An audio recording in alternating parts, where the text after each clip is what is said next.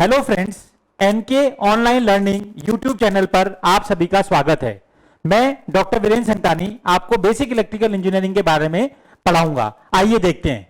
तो single phase AC circuit में हम सेकंड केस कंसीडर कर रहे हैं, AC through pure inductor. AC through pure inductor जैसे हमने पहले कंसीडर किया था एसी थ्रू प्योर रजिस्टर, यानी वहां पे क्या था, element was purely resistive. Here the pure element is purely inductive in nature, that is this is AC voltage, that is small v is equal to capital Vm sin omega t, and here the current is flowing I and this is inductor, means pure inductor के across हमने क्या कर रखा है, AC voltage लगा रखा है। तो अगर प्योर इंडक्टर के अक्रॉस हम एसी वोल्टेज लगाते हैं तो मैं आपको बता चुका हूं कि इसमें क्या होगा कि कोई पावर लॉसेस नहीं होते हैं, बिकॉज ये क्या करता है, इंडक्टर पहले एनर्जी स्टोर करता है पहले हाफ साइकिल में और नेक्स्ट हाफ साइकिल में उस एनर्जी को रिलीज करता है। तो हमें पता है कि the voltage across inductor V जो होता है वो क्या होता है, L di by dt। V is equal to क्या होता है, the voltage across the inductor is given by L di by dt, where L is the self inductance of the coil, that is इस inductance का, inductor का self inductance होता है, और di by dt means rate of change of current with respect to time. तो इससे अगर मैं I की वैल्यू निकालूं, ठीक, वोल्टेज जो हमारा V था वो क्या था, V is equal to Vm sin omega t। ठीक, अगर मैं I की वैल्यू निकालूं तो वो क्या निकलेगी, I will be equal to 1/L integration of V dt। इससे I क्या आ जाएगा, 1/L integration of V dt, और V की वैल्यू क्या है, Vm sin ओमेगा t। तो देखिए वो मैं रखता हूं यहां पे 1/L integration of Vm sin omega t with respect to dt।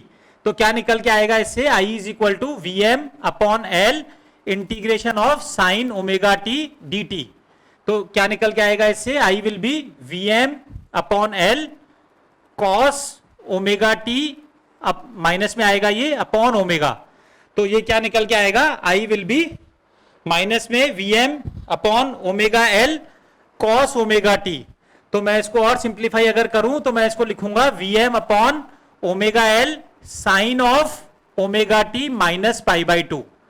मतलब मैंने क्या लिखा है इसको, माइनस कॉस ओमेगा टी को I have return sine of omega t minus π/2। तो क्या निकल के आया इसमें, देखिए कि अगर वोल्टेज आपका Vm साइन ओमेगा टी है तो करंट क्या निकल के आया, Vm/L sine of omega t minus π/2। तो पहले इसमें तो एक तो ये बात करते हैं कि ये ओमेगा एल जो है, ठीक, जो करंट का जो मैक्सिमम मैग्नीट्यूड है, करंट जो है, this Vm/L that is equal to Im and that is equal to Vm/XL। XL क्या बोल रहा हूं मैं यहां पर, XL will be the inductive reactance, XL will be the omega L that is equal to inductive reactance in this case, this is inductive reactance। So XL will be omega L which will be equal to inductive reactance। तो मैं इसको क्या लिखूंगा, I is equal to Im sin of omega t minus π/2, where Im will be equal to Vm/XL, where XL equal to omega L, and it can be termed as inductive reactance। So I is equal to Im sin omega t minus π/2। तो इसको अगर मैं phasor में दिखाऊं, देखिए तो क्या कैसे रिप्रेजेंट करेंगे कि V is equal to Vm sin omega t और I इज इक्वल टू आया Im sin of omega t minus π/2। तो मैं इसको कैसे लिखूंगा, this will be return as Vm angle 0 and it will be return as Im angle minus π/2। तो अगर मैं फेजर डायग्राम इसका बनाऊंगा तो कैसे बनेगा, हियर इट इज Vm और करंट लैग करती हुई, तो करंट क्या निकलेगी, Im, और इन दोनों के बीच का एंगल जो है this is π/2। This is phasor diagram in the case of when AC is applied to the pure inductor। तो ये देखिए जो अपना जो कॉन्सेप्ट था, क्लॉकवाइज डायरेक्शन में जो चीज बाद में आती है वो लैग करती है, यानी क्लॉकवाइज डायरेक्शन में बाद में क्या चीज आ रही है, करंट आ रही है, कितने डिग्री से, π/2 डिग्री से, तो वो क्या करेगी, लैग करेगी, यानी करंट प्योर इंडक्टर के केस में 90 डिग्री लैग करती है। जो मैं शुरू से बोलता हुआ आया हूं वो मैंने यहां पे डराइव कर दिया कि इन्हें pure inductor current 90 degree lag करती है। तो नेक्स्ट है instantaneous power consumed by pure inductor. Consumed by pure inductor को मैं शॉर्ट में L लिख रहा हूं, तो P क्या हो जाएगा, वोल्टेज था हमारा Vm sin ओमेगा टी और करंट है हमारा Im sine of omega t minus pi by two. तो इससे इंस्टेंटेनियस पावर क्या निकल के आ जाएगी, देखिए Vm Im sine omega t और sine of omega t minus pi by two. तो sine omega t minus pi by two को मैं माइनस कॉस ओमेगा टी बोल सकता हूं। तो ये आपका बन जाएगा minus of Vm Im sine omega T cos omega T, because sign omega t minus pi by two is minus cos omega t, तो उसको मैंने लिख दिया minus of cos omega T. अब मैं क्या कर रहा हूं, इसको 2 से मल्टीप्लाई और 2 से डिवाइड कर दिया, तो ये तो बन गया 2 sign omega T cos omega t, तो ये तो बन जाएगा साइन 2 ओमेगा टी, और ये बन जाएगा Vm Im बाय 2। तो Vm Im बाय 2 को मैंने माइनस का लिख दिया Vrms Irms, और ये बन जाएगा आपका साइन 2 ओमेगा टी।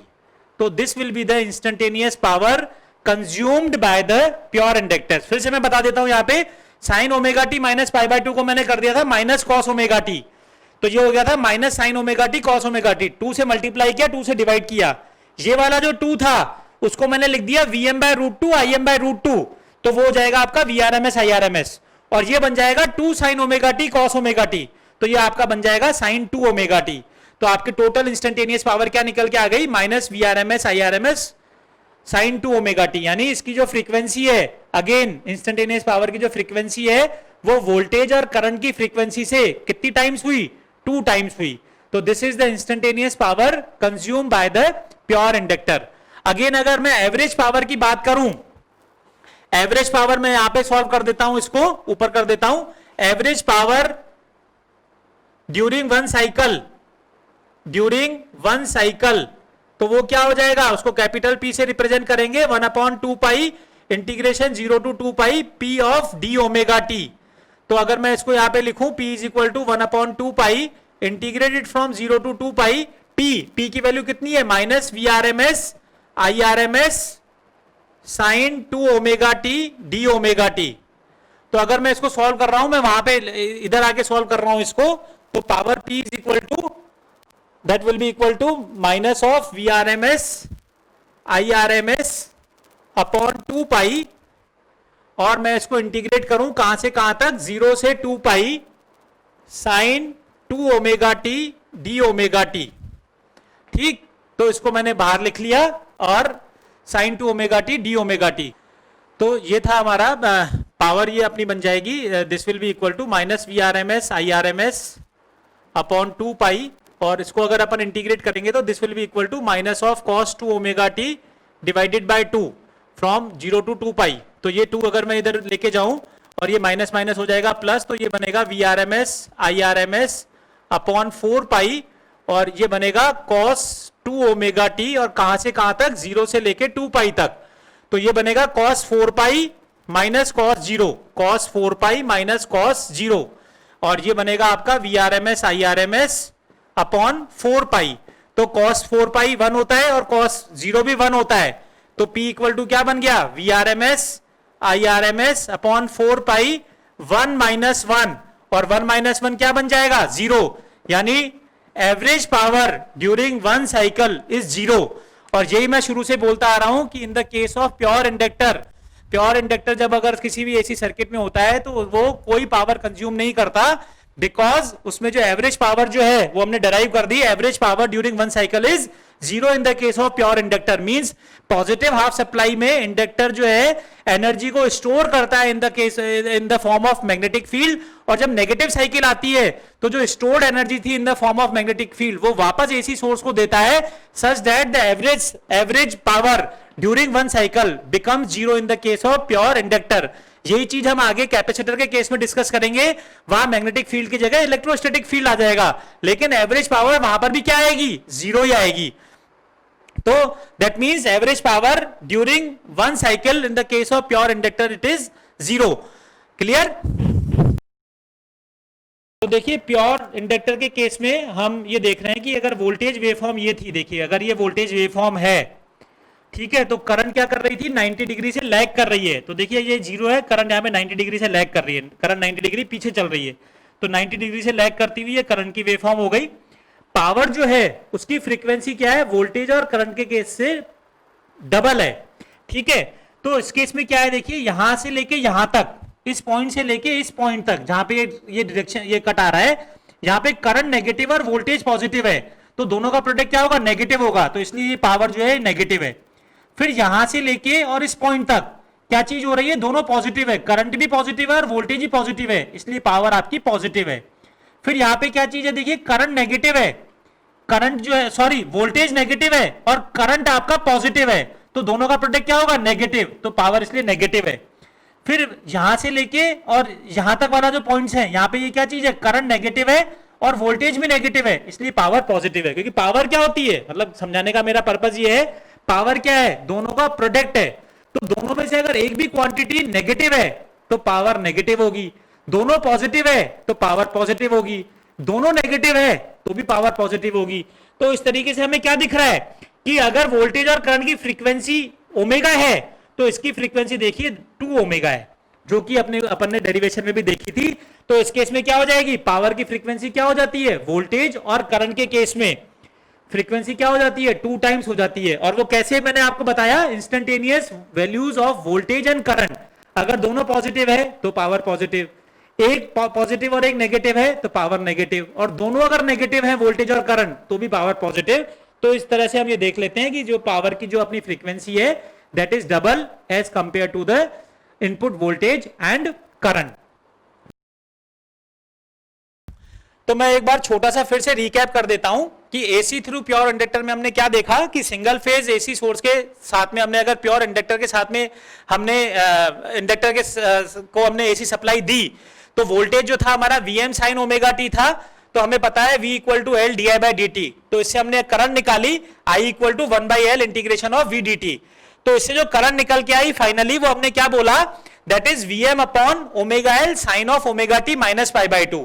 और यहां से इंडक्टिव रिएक्टेंस की डेफिनेशन निकल के आई कि that is I is equal to Vm upon omega L, that is Im, that is Vm upon XL, where XL is omega L and equal to inductive reactance. ठीक, तो मैंने current यहां से बोला कि I is equal to Im sine of omega t minus pi by 2। Voltage हमारा क्या था, Vm sine omega t, current हमारा क्या आया, sine omega t minus pi by 2। तो इससे हमने ये फेजर डायग्राम बनाया जिसमें हमने वोल्टेज को रेफरेंस लिया था, तो करंट क्या आई 90 डिग्री पीछे, क्लॉकवाइज डायरेक्शन में जो चीज बाद में आती है वो लैग करती है, करंट बाद में आ रही है यानी करंट 90 डिग्री से लैग कर रही है, ये हमने फेजर डायग्राम की बात की थी। फिर instantaneous power consume by pure inductor, तो इंस्टेंटेनियस पावर क्या होती है, instantaneous voltage multiplied by instantaneous current. तो इंस्टेंटेनियस वोल्टेज हमारा क्या था, Vm sine omega t, current क्या थी, Im sine omega t minus pi by 2। जब हमने इसको सॉल्व किया तो इंस्टेंटेनियस पावर हमारी निकल के आई minus VRMS IRMS sine 2 omega t, यानी इसमें कोई कांस्टेंट टर्म नहीं है एज कंपेयर टू रेजिस्टेंस, लेकिन इसकी फ्रीक्वेंसी कितनी है, 2 टाइम्स है as compare to applied voltage and current, जो कि हमने उस डायग्राम में देख भी लिए। तो this is instantaneous power. Average power की बात करी तो that is 1/2 pi integrated from 0 to 2 pi P d omega t. तो जब हमने इसका डेरिवेशन किया, P की वैल्यू जो है वो यहां से जो हमने निकाली थी minus VRMS IRMS sine 2 omega t, वो हमने पुट की, और जब हमने इसको सॉल्व किया तो एवरेज पावर हमारी क्या निकल के आई, 0। तो एवरेज पावर 0 यानी in the case of pure inductor no power is absorbed by the pure inductor, means जो पॉजिटिव हाफ सप्लाई में जो इंडक्टर एनर्जी स्टोर करता है मैग्नेटिक फील्ड की फॉर्म में, नेगेटिव हाफ सप्लाई में वापस से वो सोर्स को दे देता है, इसीलिए एवरेज पावर जो है वो 0 हो जाती है। और फिर अपन ने ये जो डायग्राम देखा उसमें क्या देखा कि वोल्टेज और करंट जो है उनकी फ्रीक्वेंसी अगर ओमेगा है, तो जो हम यहां से फॉर्मूले से भी देख चुके हैं, पावर की फ्रीक्वेंसी 2 ओमेगा टी होती है। तो वो कैसे अपन ने देखा कि जब वोल्टेज और करंट दोनों पॉजिटिव होते हैं तब पावर पॉजिटिव, जब वोल्टेज और करंट में से एक चीज नेगेटिव होती है तो पावर नेगेटिव, और जब दोनों ही नेगेटिव है तो पावर पॉजिटिव। तो उसके हिसाब से हमने क्या देखा कि फ्रीक्वेंसी जो है पावर की 2 टाइम्स होती है as compare to the frequency of instantaneous voltage and instantaneous currents. This is all about the story of AC when flows through the pure inductor.